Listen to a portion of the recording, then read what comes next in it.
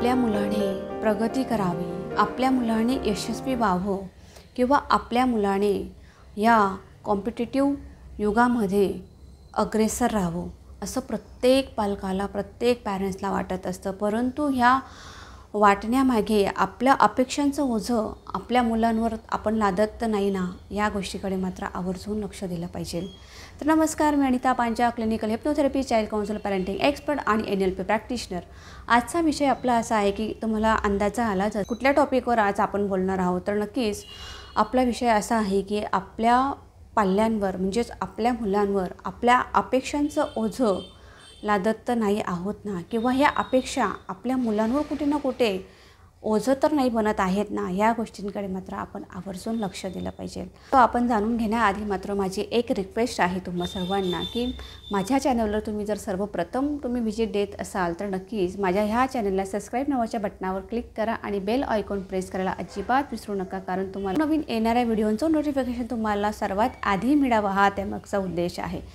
तर आपला विषय असा आहे की आपण नुकतेच काही दिवसांपूर्वी कदाचित तुम्ही सर्वांनीसुद्धा ऐकलं असेल की सोशल मीडियावर आता बऱ्याचशा गोष्टी अशा घटना म्हणजे घडत आहेत. त्या म्हणजे आता नुकताच 10वीचा 12वीचा रिझल्ट लागला आहे आणि त्या रिझल्टचा दुष्परिणाम आपण सर्वत्र सोशल मीडियावर ऐकत आहोत, वाचत आहोत, बघत आहोत. तर त्याचाच हा एक छोटासा मुद्दा मी तुम्हाला सांगण्याचा प्रयत्न करणार आहे की आपला आजचा जो टॉपिक आहे की आपलं अपेक्षांचं ओझं आपल्या मुलांवर होत तर नाही ना.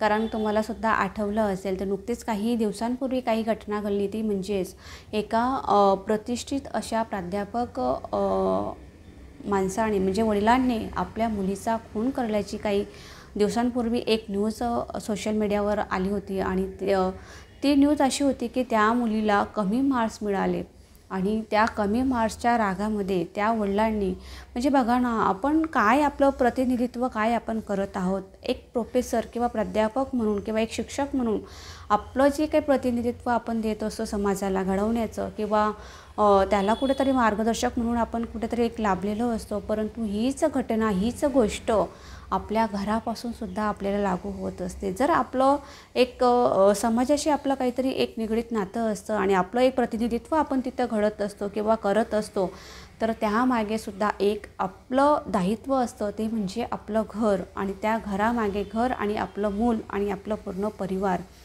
तर आपलं हे दायित्व आपण घरामध्ये कसं निभावतो हे सुद्धा मात्र तितकंच महत्त्वपूर्ण आहे. आणि तीच गोष्ट आपल्यालासुद्धा लागू होत असते.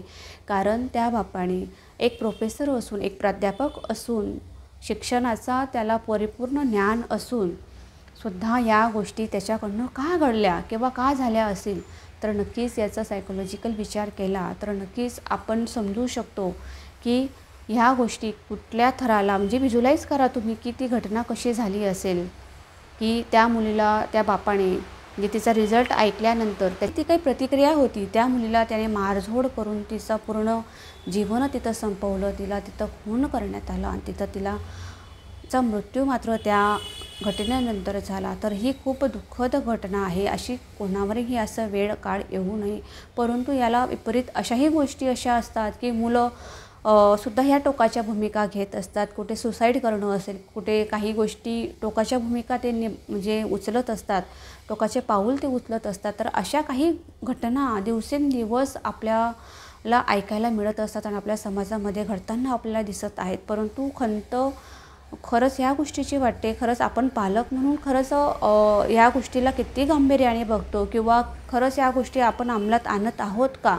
तर नक्कीच या मागची या शिकण्यासारखी गोष्ट आहे की आपलं प्रतिनिधित्व करत असताना आपलं एक दायित्वसुद्धा आहे, हे मात्र आपण विसरता कामा नये. एक पालक म्हणून आपल्याला प्रत्येकाला वाटतं की आपल्या मुलांना आपण घडवावं, त्याला काहीतरी गोष्टी अचीव करण्यासाठी आपण त्याला मदत करावी. परंतु ह्या गोष्टी आपण मदत करत असताना आपल्या अपेक्षांचं ओझं त्यांच्यावर कुठल्या ना कुठल्या कारणाने लादत तर नाही आहोत ना, ह्या गोष्टी मात्र आपल्याला नितांत गरजेच्या आहेत की जाणून घेणं की आपल्या मुलाला त्या खरंच झेपत आहेत का. कारण ह्या 3-4 गोष्टीवर खूप अवलंबून असतं. एक म्हणजे तुमच्या मुलांना त्या गोष्टींचा रस आहे का, त्यांचं वयोमर्यादा तिथं बसत आहे का. तिसरं म्हणजे त्या गोष्टी केल्यानंतर तुमच्या मुलाला खरंच त्याचा फायदा होणार आहे का, खरंच त्यामागे त्याला करण्याचं इच्छा आहे का. तर ह्या काही गोष्टी खूप महत्त्वपूर्ण असतात. तर नक्कीच ह्या गोष्टी जर आपण आपल्या मुलांच्या समजून घेतल्या आणि सगळ्यात महत्त्वाची म्हणजे तुमच्या मुलामध्ये अजून कुठली स्किल आहे का हेच जर तुम्हाला माहिती नसेल तर मात्र तिथं कुठेतरी काही या गोष्टींचा गोंधळ होऊ शकतो. कारण आपल्याला एकच माहीत असतं की आपल्या मुलाने आपल्यासारखं चालावं, म्हणजे त्याचा जो रिमोट कंट्रोल आहे तो आपल्या हातात असावा आणि आपण त्याला चालवावं. परंतु आपण एक मार्गदर्शक आहोत, एक त्याला कंट्रोल करण्याचं एक साधक नाही आहोत, हे आपण मात्र आधी लक्षात घेतलं पाहिजे. कारण त्याचंसुद्धा एक लाईफ आहे, त्याचंसुद्धा एक आयुष्य आहे. कारण मुलं घडत असताना हे जे वय असतं ना ते फार म्हणजे सायकोलॉजिकल विचार केला ना, हे 13-14 वयोगटानंतर ज्या मुलांमध्ये ज्या काही चेंजेस होत असतात ना, शारीरिक असेल, मानसिक असेल, फार डिफरंट लेवलला होत असतात. हे मात्र आधी आपण त्यांची सायकोलॉजी मात्र समजून घेतली पाहिजे. खरंच आपल्या मुलाला या गोष्टी जमत आहेत का हे आधी जाणून घेणं आपलं पालक म्हणून पहिलं कर्तव्य आहे. की आपल्या मुलाला आपण ज्या ज्या गोष्टी सांगत आहोत खरंच ह्या गोष्टी करण्यामागे त्याचा पण उद्देश तोच आहे का हे आधी आपण समजून घेतलं ना, तर कदाचित पुढे येणाऱ्या ज्या काही घटना आहेत, पुढे येणाऱ्या ज्या काही समस्या आहेत तिथं आपण त्यांना कुठेतरी कंट्रोलमध्ये आणण्याचं मात्र नक्कीच आपण मदत करू शकतो एक पालक म्हणून. तिथं खबरदारी मात्र तिथं घेणं गरजेचं आहे. कारण बऱ्याचदा आमच्याकडे सुद्धा असे अनेक पॅरेंट्स असतात, पालक येत असतात आणि त्यावेळेस आम्हीसुद्धा त्यांना विचारत असतो की तुम्हाला यांच्याकडनं काय एक पिटिशन आहे. त्यावेळेस आम्हालासुद्धा सांगितलं जात असतं की आम्हाला यांच्याकडनं काही अपेक्षा नाही आहे, फक्त याने चांगला अभ्यास करावा, मोबाईलपासून लांब राहावं आणि चांगल्या गोष्टी. आता हुशार आहे परंतु त्याने 1 नंबर आणावा किंवा मग काही सोशल मीडिया असेल किंवा काही फ्रेंड सर्कल असेल, अशा बऱ्याच गोष्टींच्या ज्या काही अपेक्षा असतात ना, तर ह्या अपेक्षा आपल्या मुलांना कुठे ना कुठे आपण त्या लादत असतो आणि त्यातनं त्याने त्या लांब राहावं ही सर्वात मोठी अपेक्षा असते. किंवा आपली जी इच्छा आहे ती आता बघा मी एक वर्ड यूज केला, इच्छा आणि अपेक्षा यामध्ये खूप तफावत आहे. आता ज्या ज्या गोष्टी मी बोलली की आपल्या मुलाने 1 नंबर यावा किंवा त्याने अभ्यास करावा, यशस्वी व्हावं किंवा इतरांपेक्षा त्याने पुढे असावं किंवा ह्या स्पर्धात्मक युगामध्ये त्याने अव्वल यावं, ह्या गोष्टी ज्या आहेत त्या अपेक्षांमध्ये असतात. आणि इच्छामध्ये काय की इच्छा आपल्या मुलांच्या मनाशी सुसंगत होऊन त्याला काय झेपत आहे किंवा त्याचा जो काही सायकोलॉजिकल विचार करून आपण त्याच्याकडनं काही गोष्टी करून घेत असतो, त्याच्या इच्छेला इच्छा मिळवून आपल्या ज्या काही गोष्टी घडवण्यामागचा जो उद्देश असतो ती मात्र तिथं इच्छा असते. तिथं एक अनकंडिशनल लव्ह असतं, त्यातं कुठल्या गोष्टीचा प्रेशर नसतो. ही मात्र एक मनातनं आलेली इच्छा असते आणि अपेक्षा मात्र लादलेल्या काही गोष्टी असतात. या गोष्टींचा आपण दोन्ही मात्र बॅलेन्स समजून घेतला पाहिजे, तर आपण या गोष्टींमधून आपण बाहेर पडण्यासाठी यशस्वी होऊ शकतो. तर आपल्या ह्या गोष्टी किंवा ह्या अपेक्षा कुठून येत असतात त्या म्हणजे आपल्या समाजातनं, आपल्या आजूबाजूचा फ्रेंड सर्कलमधून किंवा या स्पर्धात्मक युगामध्ये चालण्याबरोबर आपला जो काय मानस आहे त्यामधून, किंवा आपलं मूल जरी हुशार असेल तरीसुद्धा आपल्याला वाटतं की त्याने 1 नंबर यावं. म्हणजे बघा ना किती आपली मनस्थिती त्यांच्याकडनं काहीतरी मिळवण्याची अपेक्षा असते. अपेक्षा जरूर कराव्यात परंतु त्यामागे काहीतरी एक ठोस उद्देश असावा आणि त्या ठोस उद्देश पूर्ण होण्यासाठी काहीतरी त्याला जोडीला त्या गोष्टी मॅच होत आहेत का ह्या बघाव्यात. जसं मागाशी सांगितल्याप्रमाणे तुमच्या मुलाला त्यामध्ये रस असणं गरजेचं आहे किंवा त्याचं जे काही वयोमर्यादा आहे त्याला सुसंगत आहे का, जी आपण अपेक्षा कारण बऱ्याच पॅरेंट्स असे असतात ना, मूल आपलं 3री-4थीला आहे परंतु त्याच्याकडनं अपेक्षा 9वी-10वीच्या मुलाची करतात. म्हणजे त्याने 1-1 तास त्याने बसावं, अभ्यास करावं, शांत जागेवर बसून राहावं. कशाला हे हवं आहे. सगळंच काही म्हणजे आपलं शिक्षण पद्धतीवरच म्हणजे सगळं अवलंबून जरी असलं परंतु सर्व आयुष्य ह्या गोष्टींवरच आहे का, ह्याही मात्र गोष्टींचा आपण सारासार करायला हवा. कारण आपण कुठे अपेक्षा करत आहोत ह्या गोष्टीचं जर आपल्याला तारतम्य साधता आलं ना तर नक्कीच आपण आपल्या मुलांना समजून घेण्यासाठी नक्कीच यशस्वी व्हाल. ह्यामागे सांगण्याचा उद्देश असाच आहे की आपण एक सुजाण पालक आहात. नक्कीच आपल्याला सगळ्या गोष्टींची जाणकारी आहे. कारण आजकाल सगळ्याच गोष्टी लेटेस्ट होत असतात, फास्ट होत असतात आणि आपणसुद्धा यामागे अपग्रेड होण्याच्या नादात काही गोष्टी अशा आपल्याकडून होत असतात. तर नक्कीच पुढे जाऊन आपल्या मुलांच्या बाबतीत जो काही डिसिजन घेण्यामागे आपला जो उद्देश असतो तिथं कुठेतरी आपल्याला संभ्रम निर्माण होत असतो आणि आपल्या कडनं काही गोष्टी चुकीच्या डायरेक्शनने जाऊन आपल्या मुलांवर त्या लादल्या जात असतात. तसंच या जे मागे एक तुम्हाला सुरुवातीला जे केस स्टडी सांगितली त्यावर आधारित आहे. तर नक्कीच या गोष्टी आपल्याला टाळायच्या असेल तर नक्कीच आपल्या मुलांशी सुसंवाद साधा, प्रामाणिकपणे त्यांच्याशी संवाद साधण्याचा प्रयत्न करा आणि यातनं काहीतरी घेण्याचा नक्कीच प्रयत्न करा. कारण आपण एक पालक आहोत, मुलांचे मालक नाही आहोत, हे आधी आपल्याला लक्षात आलं पाहिजे. तरच आपल्या ह्या गोष्टी कुठे ना कुठे सुटून जातील. कारण आपल्या मुलांमध्ये अशा काही गोष्टी ओळखा, स्किल भरपूर असतील, त्या गोष्टीवर तुम्ही विचार करू शकतात. खरं तर सांगायला गेलं हे जे काही वय असतं हे सगळ्याच गोष्टींमध्ये बदल घडण्यासाठी खूप कारणीभूत असतं. मग चांगल्या असतील, वाईट असतील. जसं सायकोलॉजिकल विचार केला तर मुलांच्या शारीरिक बदलाबरोबर त्यांचा मानसिक बदलसुद्धा तेवढाच घडत असतो. हे आधी आपलं त्यामागचा उद्देश आपण समजून घेतला पाहिजे. जर आपलं मूल कुठेतरी वेगळं वागत आहे ना, तर हे आधी आपल्याला क्लिक झालं पाहिजे की हा असा वेगळ्या पद्धतीने का वागत आहे, त्यामागचं रिझन काय आहे, त्याला मुळाशी आपण जाण्याचा नक्कीच तिथं प्रयत्न केला पाहिजे. परंतु त्या गोष्टी कुठे काहीतरी त्याला फाटे देऊन कुठेतरी वाढवून त्या विचित्र जाळ्यामध्ये आपण त्या मुलाला खेचता कामा नये. या गोष्टीसुद्धा तेवढ्याच महत्त्वाच्या आहेत.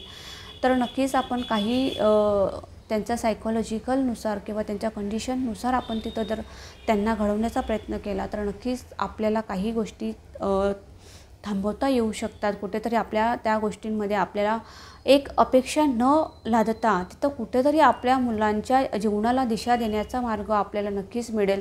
आणि खरंच ह्यामागे सांगण्याचा उद्देश हाच आहे की तुम्ही अपेक्षा जरूर कराव्यात, चांगल्या गोष्टींच्या कराव्यात, परंतु त्या अपेक्षा नसून तिथं कुठेतरी त्याला दिशा देण्याचा मार्ग जर आपण निवडला तर नक्कीच आपण आपलं पॅरेंटिंग सक्सेसफुल करू शकतो.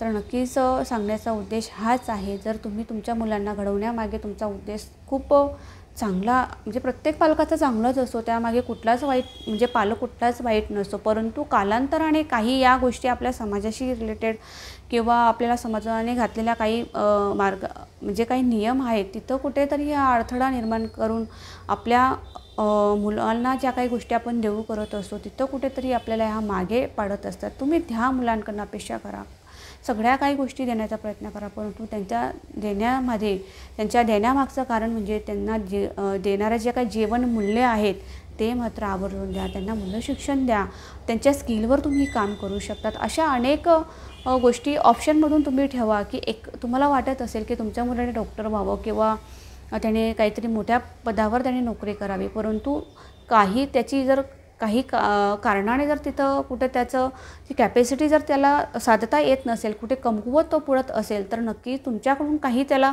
एक दिशा द्या. म्हणजे त्याचं 2-3 तुम्ही ऑप्शन ठेवा, A option, B option, C option, कुठला तरी ऑप्शनमध्ये त्याला एक दिशा देण्याचा नक्कीच त्याला मार्ग दाखवण्यासाठी तुम्ही त्याला नक्कीच मार्गदर्शक म्हणून त्या पाठीमागे ठाम उभे राहा. तर नक्कीच तुमचं मूल तिथं खंबीरपणे या जगाशी भिडण्यासाठी नक्कीच चांगलं घडेल आणि आपलं पालक आपल्यासोबत आहे ना, हे खूप मोठा आधार एक प्रत्येक मुलाला लागत असतो आणि आपल्या पालकांनासुद्धा हे एक आधार असतो की आपलं मूल आपलं ऐकून किंवा त्यांच्या विचारांशी सुसंगत साधून जर आपण आपलं निर्णय त्याला जर देत असाल तर नक्कीच तुमचं पॅरेंटिंग त्यामागे सक्सेस होण्यामागे खूप चान्सेस जास्त असतात.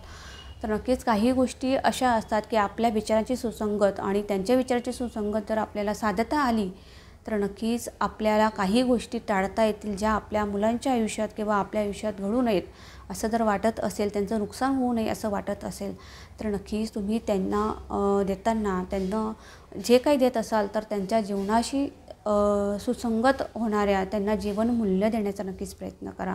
त्यांना चांगल्या स्किलने घडवण्याचा नक्कीच प्रयत्न करा. त्यांना एकच ऑप्शनवर तुम्ही लादून ठेवू नका, त्यांना जखडून ठेवू नका त्यामध्ये किंवा त्याला कम्फर्ट झोनमध्ये त्याला टाकण्याचा अजिबातही प्रयत्न करू नका. त्याला काहीतरी वाट मोकळी करून द्या, त्याला कुठेतरी दिशा देण्याचा प्रयत्न करा. नक्कीच तुमचं मूलसुद्धा त्या दिशेला जाण्यासाठी तयार होईल. तर नक्कीच माझा हा व्हिडिओ तुम्हाला जराही हेल्पफुल वाटला असेल, आवडला असेल तुम्हाला तर नक्कीच माझ्या ह्या चॅनलला सबस्क्राईब करा आणि बेल आयकॉन प्रेस करायला अजिबात विसरू नका. आणि तुमचे काही कमेंट असतील किंवा अजून काही तुम्हाला या विषयावर अजून काही माहिती हवी असेल किंवा वेगळ्या टॉपिकवर तुम्हाला काही जाणून घ्यायचं असेल तर नक्कीच मला कमेंट बॉक्समध्ये मेन्शन करा. आणि प्लीज लाईक आणि शेअर करायला अजिबात विसरू नका, कारण अशा काही गोष्टी जर इतरांना शेअर केल्या त्यांचं काही भलं होणार असेल तर नक्कीच काय हरकत आहे शेअर करायला. तर नक्की शेअरसुद्धा करा. जय महाराष्ट्र. जय शिवराय.